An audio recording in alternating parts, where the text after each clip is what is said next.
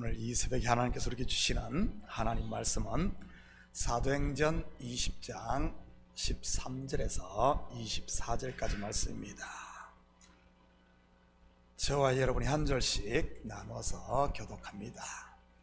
우리는 앞서 배를 타고 아소에서 바울을 태우리고 거리로 가니 이는 바울이 걸어서 가고자 하여 그렇게 정하여 준 것이라. 바울이 아소에서 우리를 만나니 우리가 배에 태우고 미들레네로 가서 거기서 떠나 이튿날 기요 앞에 오고 그 이튿날 사모에 들르고 또 그 다음날 밀레도에 이르니라. 바울이 아시아에서 지체하지 않기 위하여 에베소를 지나 배 타고 가게로 작정하였으니 이는 될 수 있는 대로 오순절 안에 예루살렘에 이르려고 급히 함이라. 바울이 밀레도에서 사람을 에베소로 보내어 교회 장로들을 청하니 오매 그들에게 말하되 아시아에 들어온 첫날부터 지금까지 내가 항상 여러분 가운데서 어떻게 행하였는지를 여러분도 아는 바니 곧 모든 겸손과 눈물이며 유대인의 관계로 말미암아 당한 시험을 참고 주를 섬긴 것과 유익한 것은 무엇이든지 공중 앞에서나 각 집에서나 꺼리낌이 없이 여러분에게 전하여 가르치고 유대인과 헬라인들에게 하나님께 대한 회개와 우리 주 예수 그리스도께 대한 믿음을 증언한 것이라. 보라 이제 나는 성령에 매여 예루살렘으로 가는데 거기서 무슨 일을 당하는지 알지 못하노라. 오직 성령이 각 성에서 내게 증언하여 결박과 환난이 나를 기다린다 하시나 내가 달려갈 길과 주 예수께 받은 사명 곧 하나님의 은혜의 복음을 증거하는 일을 마치려 하면 나의 생명조차 조금도 귀한 것으로 여기지 아니하노라. 아멘. 좋은 아침입니다. 오늘 본문은 크게 두 가지를 다루고 있습니다. 첫째는 13절부터 16절까지로 3차 전도행을 마치고 예루살렘으로 돌아가는 여정이요 17절부터는 바울의 고별 설교입니다. 이 고별 설교는 단순히 3차 전도행에 대한 고별 설교를 넘어 1차, 2차, 3차 전도행의 마무리라고도 할 수 있는 것이지요. 왜냐하면 3차 전도행을 마치고 예루살렘으로 돌아간 바울은 바로 체포되어 투옥되고 결국 죄수의 몸으로 로마로 향하니까요. 그리고 로마로 향한 바울은 다시는 예루살렘으로 돌아오지 못하고 그곳에서 생을 마감합니다. 물론 로마의 1차 투옥 후 잠시 풀려나 마게도냐 이 교회들을 돌아보지만 예루살렘까지는 오지 못하고 다시 투옥되었으니까요. 그런 면에서 보면 바울이 에베소 교회 장로들에게 한 설교는 그의 마지막 고별 설교였던 것입니다. 바울은 3차 전도행을 마치고 돌아가는 길에 들린 각성에서 성령의 감동으로 이 사실을 미리 알고 있었습니다. 예루살렘에 가면 결박과 환난이 그를 기다리고 있다는 사실 말이지요. 그렇다면 이런 사실을 알면서도 왜 그는 굳이 예루살렘으로 갔던 것일까요? 24절입니다. 내가 달려갈 길과 주 예수께 받은 사명 곧 하나님의 은혜의 복음을 전가하는 일을 마치려 하면 나의 생명조차 조금도 귀한 것으로 여기지 아니하노라. 먼저는 달려갈 길 곧 가야 하는 방향과 표대가 있었기 때문이요, 둘째는 복음을 전하는 사명 때문이었습니다. 이것은 지금 우리에게도 마찬가지인 것입니다. 분명한 표대 곧 목표가 있고 자기의 사명을 아는 사람은 어떤 어려움과 장애물을 만난다 할지라도 헤쳐나갈 수 있는 것이지요. 저도 지금 같은 경험을 하고 있습니다. 이 때를 위함이 아닌가. 갈팡질팡 갈등하고 있던 에스더 왕비에게 그의 사명을 일깨워준 사람이 누구입니까? 모르드게입니다. 자기의 사명을 깨달은 에스더 왕비 어떻게 하던가요? 3일 밤낮을 금식한 후 죽으면 죽으리라고 왕 앞에 나가는 것입니다. 고난과 죽음이 기다리고 있음을 알면서도 말이지. 저 또한 저의 사명 두 가지를 분명하게 깨닫게 되었습니다. 첫째는 지난번에도 말씀을 드렸듯이 지금까지 내려오던 이 잘못된 관습을 끊고 교회를 바로 세우게 하는 것이, 두 번째는 어제 오전에 짐에서 운동하고 돌아와 샤워를 하다가 갑자기 깨달았습니다. 하나님께서 저를 왜 목회자로 콜링을 해 미국에 보내셨는지 말이지. 제가 콜링 받을 때 받은 내용을 지금까지 그 의미를 잘 깨닫지 못하고 있었는데 어제서야 깨닫게 되었습니다. 콜링 받고 30년 만에 말이지. 제가 여러 번 간증도 했었는데 제가 콜링을 받을 때 사법고시에 꽂혀 있었습니다. 법조인이 되는 건 말이지. 당시 법대 졸업을 몇 개를 앞두고 교회에서 부흥회가 있었습니다.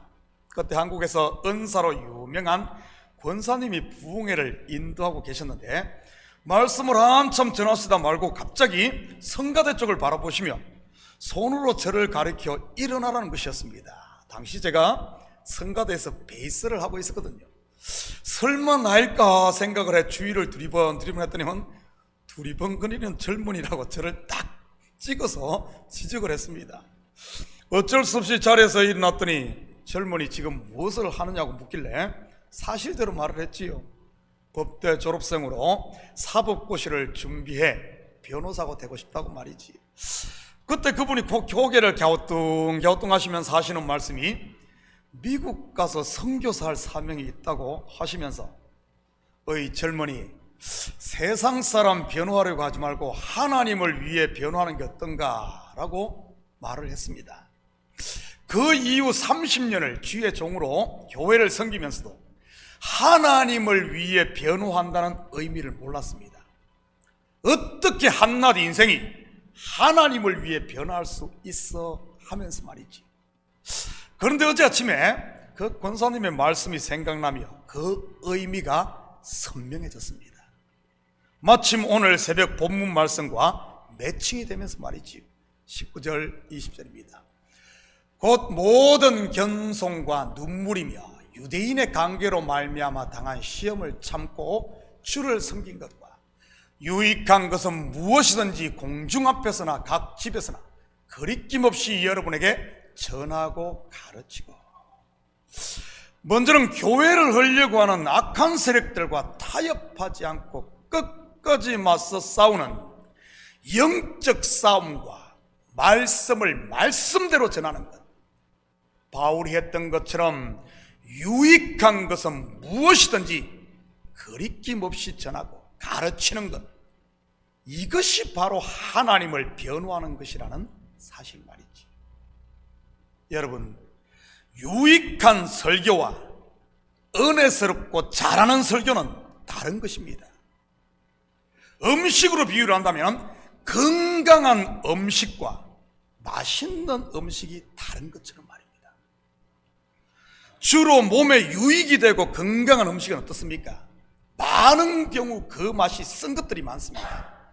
몸에 좋은 약초들이 대부분 그렇고요. 반면 맛있는 음식은요, 건강에 좋지 않은 경우들이 많아요. 대부분 보면 이 단맛을 내는 것들 말입니다. 바울은 유익한 것을 주었지 맛있는 것을 주지 않았습니다.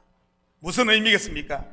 성도들 비맞추는 설교, 즉 당근만을 준 것이 아니라 영혼을 살리는 채찍을 가감없이 주었다는 말입니다. 물론 채찍만 내린 것은 절대 아닙니다. 때로는 위로의 당근도 줬지 말이지. 하나님을 위해 변호한다는 의미가 바로 진리를 고수하고 말씀을 말씀대로 전함으로 그리스도의가 머리인 교회를 지킨다는 의미였다는 것을 30년 만에 깨달았어요. 30년 만에. 뉴욕에 보낸 이유가 있구나. 이 시대 목회자로 세운 이유가 이거구나. 이 사실을 깨닫는 순간 제가 한 가지 포기한 게 있습니다. 앞으로 큰 교회 부흥시켜 멋있는 좀 편안한 이런 목회할 생각 접었습니다. 이 시대 목회는 바로 이거구나. 지 30년 동안 그 의미를 몰랐어요. 뭔 사람이 하나님을 변호해? 이거구나. 교회를 지키는, 바른 말하는 것, 사도 바울이 그리스도의 정인 되었다시 이거구나 하는 것을 깨닫게 되었습니다. 듣든지 아니 듣든지 무조건 떼쓴다고 아이스크림만 주지 말고 성령의 감동을 따라 죽으면 죽으리라는 자세로 살리는 쓴 약을 뱉어내더라도 쓴 약을 먹어야 하는 것 말이지. 여러분, 사도들이 순교당한 이유가 무엇입니까? 하나님을 변호했기 때문입니다. 바로 율법이 아닌 은혜의 복음을 정언했기 때문에 말이지. 다르게 말하면 그리스도의 정인으로 살았기 때문입니다. 이러한 저의 사명을 깨닫자 얼마나 힘이 나고 담대해지는지 어제는 하루 종일 행복했습니다. 한편으로는 서운했기도 하고요. 제발 좀 멋있게 편안하게 좀 남들처럼 좀 편안하게 좀 살았으면 좋겠는데 그거 보고 한편으로는 서운했어요. 앞으로 이 일을 위해 보냈구나. 결국 바울이 결박과 고난이 기다리고 있는 줄 알면서도 예루살렘에 갔던 것은 달려갈 길, 즉 표대와 사명 때문이었던 것입니다. 그리고 또 하나의 이유가 있다면 마게도냐 교회들이 한 연보를 전달하기 위해서 했던 것이고요. 사실 이 연보는 단순한 구제임금의 의미를 넘어 유대인과 헬라인, 즉 이방인이 복음 안에서 하나가 되는 매개체이기도 했던 것입니다. 유대인들 얼마나 자존심들이 셌습니까? 고집도 셌고요. 비록 그들이 예수를 믿고 그리스도인이 되었다 할지라도 말이지, 그런 그들의 자존심이 어떻게 꺾입니까? 유대에 임한 극심한 가문입니다. 매 앞에 장사 없고 굶주림 앞에 손들지 않을 사람 누가 있겠습니까? 궁핍해져 고뇌에 몰린 예루살렘 교회 유대인들, 이방인들의 연보를 결국 받아들이게 됩니다. 자존심 내려놓고 말이지, 영적인 필요를 이방인들에게 나눠준 유대인들, 육적인 필요를 그들로부터 체험받게 되었던 것이지. 사도 바울이 에베소에서 말한 유대인과 이방인이 그리스도 즉 복음 안에서 한 세 사람으로 지어진 것입니다. 먼저 바울은 오순절 안에 예루살렘에 가려고 했지요. 연보를 전달하기 위해서 말입니다. 여러분, 오순절이 어떤 절기입니까? 신약 교회의 탄생, 즉 성령이 강림한 명절입니다. 6월절이 구약 교회의 탄생을 알리는 절기라면 오순절은 신약 교회의 생일과 같은 것이지. 그래서 바울은 아시아에서 지체하지 않고 예루살렘으로 발걸음을 재촉했던 것입니다. 먼저 항구 도시인 이 밀레도에 도착한 바울은 자기가 3년 동안 말씀을 강론했던 에베소의 장로들을 그곳으로 부릅니다. 밀레도에서 에베소는 내륙으로 약 50km 정도 들어가야 하기에 그곳에 들릴 시간이 없었던 것이지.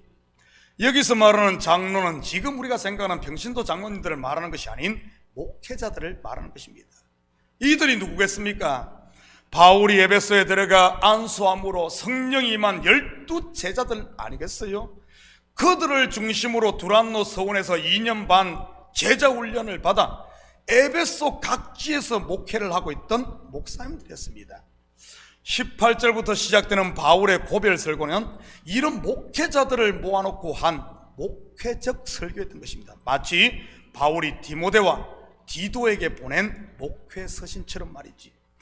그리고 이 설교는 목회자뿐만 아니라 교회를 섬기는 일꾼들을 향한 설교이기도 한 것이고요. 사실 그곳에 모인 목회자들 직접 바울의 가르침을 받고 훈련받은 사람들입니다. 그래서 바울은 그의 고별 설교에서 가장 먼저 너희는 나를 본받는 자가 되라고 했던 것입니다. 그렇다면 바울이 보였던 본이 무엇입니까? 바로 모든 겸손과 눈물, 그리고 시험을 참고 견디는 것, 유익한 것은 거리낌 없이 전한 것, 그리고 회개와 주 예수 그리스도께 대한 믿음을 증언한 것이었습니다. 교회를 섬기는 주의 종, 곧 일꾼들이 갖추어야 할 가장 중요한 덕목이 무엇이라는 말입니까? 바로 겸손과 눈물입니다. 여기서 눈물은 영혼들을 긍휼히 여길 줄 아는 사랑인 것이고요. 나 중심이 아닌 다른 사람의 마음을 살필 줄 아는 이런 배려 말입니다. 그리고 하나님의 일꾼은 시험을 참고 견뎌야 하는 것이고요, 사실 목회를 하는 데 있어 참지 못해 하나님의 일을 거르치는 경우가 얼마나 많습니까? 참고 기다리면 다 해결되는 것을 무리하게 자기가 하려고 하다가 오히려 문제를 키우는 경우 말이지. 그리고 유익한 것은 거리낌 없이 전하고, 가르친 것은 앞에서 말씀드렸고요, 그리고 회개할 수 있는 용기입니다. 회개할 수 있는 용기. 잘못을 해놓고도 아니라고 끝까지 우기고 숨기는 것이 아니라 말이지, 세상에 그것보다 더 비겁한 것은 없으니까요. 책임을 지고 잘못했으면 과감히 하나님 앞에 회개하는 것 말입니다. 그러면은 하나님은 사랑이 많으시고 품으시기 때문에 다시 시작하는 겁니다. 회개한 영혼 하나님께서는 나무라지 않아요. 품어줍니다. 사랑하는 성도 여러분, 여러분은 제자입니까? 나의 달려갈 길, 방향과 표대, 그리고 나의 사명이 무엇인지 분명히 알고 붙잡음으로 오늘 하루도 그리스도를 본받고 하나님의 일꾼들이 갖추어야 할 이런 덕목들을 잘 갖춤으로 말만 하는 말꾼이 아닌 본이 되는 그리스도의 일꾼들이 되심으로 오늘도 하나님의 사람으로 세상 가운데 빛을 비추며 당당히 사는 이런 복된 하루가 되시기를 예수님의 이름으로 축복합니다. 같이 기도하십시다. 사랑의 아버지 하나님, 참으로 감사를 드립니다.